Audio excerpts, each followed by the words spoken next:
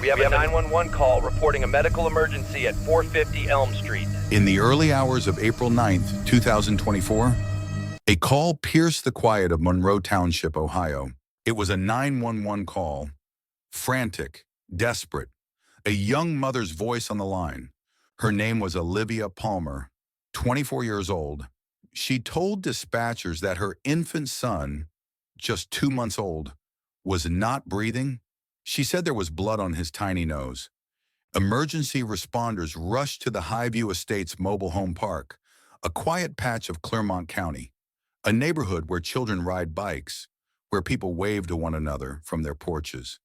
But that morning, the flashing red and blue lights told a different story. Inside the mobile home, medics found the baby unresponsive. They tried everything, but the little boy's life could not be saved. He was pronounced dead soon after at Clermont Mercy Hospital. A tragedy, and on the surface, perhaps an accident, but the story would not stay so simple. Because as investigators began to ask questions, cracks appeared in Olivia Palmer's version of events, and a horrifying picture of neglect, deception, and devastating choices began to take shape. The first story Palmer gave to deputies was vague. She said she had woken to find her son unresponsive. She denied knowing why there was blood on his nose. She claimed she didn't understand what had happened during the night. But investigators are trained to listen for the details people don't say, for the contradictions that don't add up. And soon her story started to unravel. Ohio. I will say that as I think back about several of the child fatalities that we've seen, domestic violence plays a big role in them. Deputies noticed her mannerisms, the hesitations, and then came the evidence inside the home. During their search, they found drug paraphernalia. We reported. Those are things we take serious and would be part of any decision that would be made. They seized electronic devices, and when those devices were analyzed, the truth began to surface. On videos recovered from the night before, Palmer appeared intoxicated, impaired. She hadn't told deputies that she'd been drinking, but the recordings showed a different reality.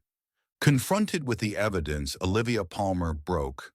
She admitted that she had been drinking heavily that night, and she admitted something else. She had brought her baby into bed with her. In that same bed lay the child's father, 37-year-old Daniel Brose, a small infant nestled between two impaired adults in the cramped space of a bed. A dangerous situation by any standard, one public health officials have warned about for decades. But that night, it proved deadly. And yet, that was only the beginning of what investigators would uncover. Investigators pieced together the final night of the baby's short life. It began like so many others, but the choices made in those hours sealed his fate. Olivia Palmer, intoxicated, carried her son into the bed she shared with Daniel Brose.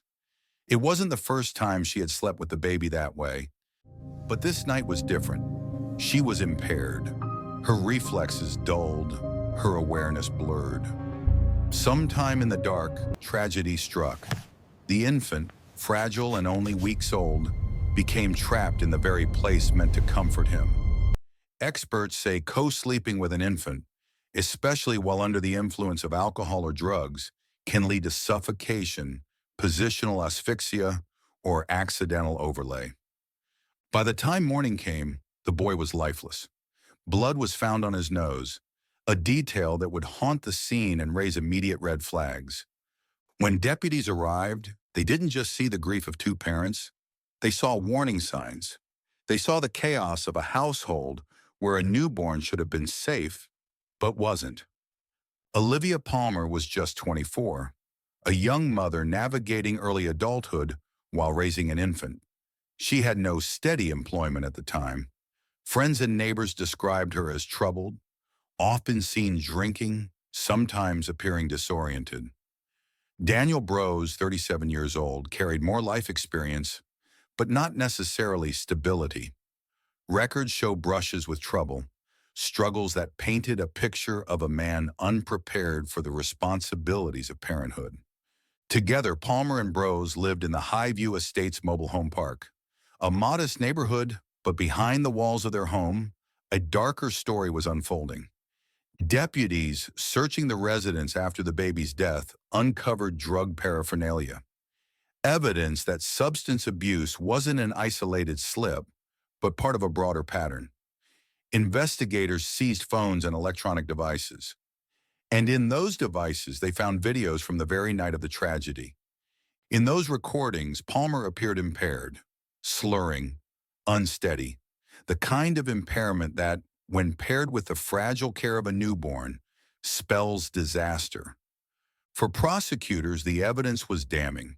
It told a story far different from the sanitized version Palmer gave to deputies. And it showed that, long before sunrise on April 9th, the child's safety had been compromised. This was not just an accident in the night. This was a chain of choices, intoxication, deception, neglect, that investigators believe created the perfect storm for tragedy. And now the focus turned to holding Palmer and Brose accountable. When law enforcement steps into a home where an infant has died, every detail matters. The deputies who entered that mobile home in Monroe Township treated it like a crime scene from the very beginning. They noted the conditions of the room. They looked at the bedding, the placement of objects. They photographed, collected, and preserved everything that might speak for a child who could no longer speak for himself. At the hospital, doctors confirmed what deputies feared. There were no signs of revival. The baby was gone. That left investigators with two urgent questions. How had he died? And why? Back at the home, deputies executed a deeper search. They found drug paraphernalia scattered inside, evidence of substance use within reach of the infant's living space.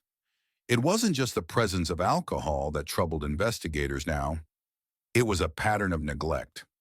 The phones and electronics seized during the search told an even darker story. In videos captured on those devices, Olivia Palmer could be seen impaired. Her body language slow, her speech heavy. It was undeniable proof that she was intoxicated the night her baby lost his life. Confronted with this evidence, Palmer's story crumbled. She admitted what she had denied at first. She had been drinking, and she had taken the baby into the bed she shared with Daniel Brose. In the world of child safety, that admission was a flashing red alarm. Clermont County Sheriff's investigators brought their findings to the public. They said bluntly, Palmer had not been honest when the baby's death was first reported. Sheriff officials explained that impairment and co-sleeping combined to create a deadly situation. A 2-month-old, already vulnerable, was placed in the most dangerous of environments, pressed between two adults, one of them intoxicated. And then there was the detail that stood out to many, the blood on the infant's nose. Investigators would not say publicly whether it was linked to suffocation. I find that unusual, but keep in mind, stuff is always heard at grand jury that the public doesn't see. And I'm sure that if I read the grand jury transcript, which is not available to the public, I would probably be able to answer the question why you didn't have that kind of charge. Just that grand jury proceedings are done in secret, and it takes a lot for those to be made public. Accidental overlay or another cause. But to them, it was more than an innocent mystery. It was a sign of distress, a signal that something had gone horribly wrong during those overnight hours. The sheriff's office was clear. This was not simply a tragic accident. It was child endangerment, a criminal act of neglect that cost a baby his life. By the summer of 2024, the investigation was complete. The evidence was gathered, and the case was taken before a Clermont County grand jury. On September 11th, 2024, 5 months after the infant's death, a Clermont County grand jury returned indictments. Both parents, Olivia Palmer and Daniel Brose, were charged with 1 count each of endangering children, a felony under Ohio law. To the outside world, that charge may sound less severe than murder or manslaughter, but prosecutors chose their path carefully.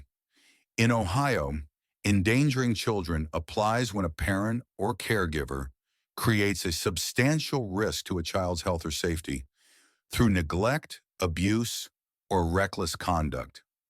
In this case, the prosecutors allege that by drinking, by allowing the infant to co-sleep in unsafe conditions, and by lying in the aftermath, Palmer and Brose crossed that line. They endangered their son, and the result was fatal. The charge carries the weight of a felony. If convicted, each parent could face years in prison. For Palmer and Brose, the nightmare of that April morning had transformed into a legal battle for their own freedom. If stories like this matter to you, if you believe these tragedies need to be told, remembered, and learned from, then help us continue this work. Hit subscribe to join us here on Crime Hunter. Like this video if you believe justice should never be silent. And tell us in the comments what you think. Should Palmer and Brose face harsher charges, or is child endangerment enough? Your voice adds to the conversation, and together we shine light into the darkest corners. This is Crime Hunter, and this is the story of a life cut short in Clermont County.